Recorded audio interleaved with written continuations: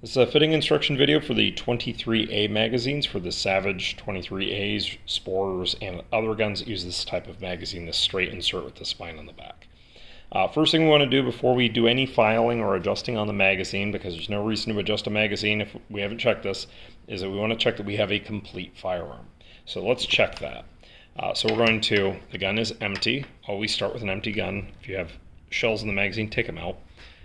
Now, the first thing we want to look at is that we have this component in the back where it has a slot in the back.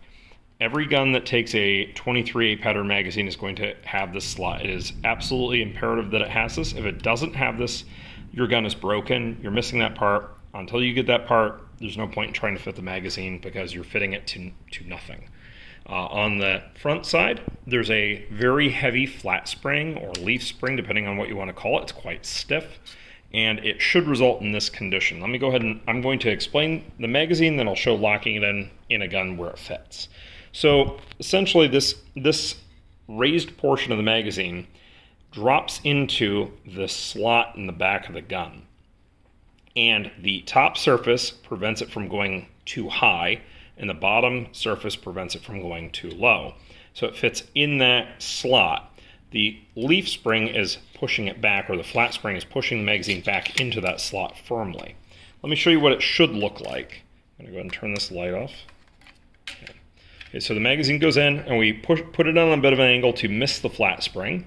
We push in a ways, and then it's going to snap into position as we push the magazine in. I want to have the bolt back when we're doing this. Now, it made a very loud snap sound. That is how it should work. Push it in a little bit more. Okay, so I'll pull it out and push it in a little bit. And we can hear it snapping very robustly. The spring is quite heavy, probably about 6 or 7 pounds to push forward, maybe a little bit more. And that's essentially what it's doing, is it's snapping the part back into that slot in the back of the magazine. Now, things we're going to want to watch before we start filing on the magazine, my pointy stick, is that the bottom metal hasn't been replaced with something that's obstructing it. So this back surface right here, it will contact the back of the magazine when the magazine locks in. So this surface is going to contact the back of the gun. So if there's something in the way, I don't know if it's a different model or something like that, but that's something we're not sure of how to solve that particular problem if you have it. So generally speaking, the Savage firearms, their method of fitting, and we think it's correct, is to remove material from right here on the magazine. Okay, so you basically are going to make this portion higher up. So essentially you're removing material until the magazine clicks in. Once the magazine clicks in, you stop. There's no more material removed after that.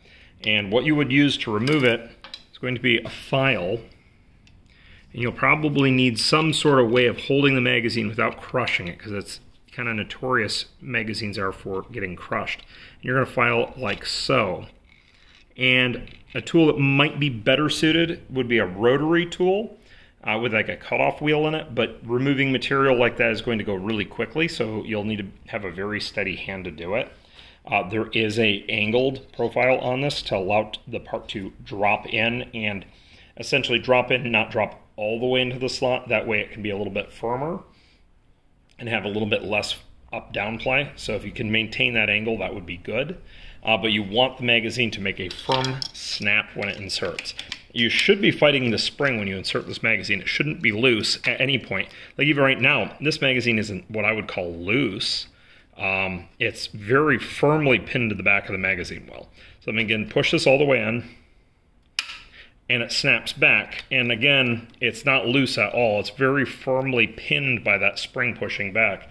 So if your magazine is loose, there's a high likelihood that the spring on the front of the gun is damaged or not present. Anyway, thank you for watching.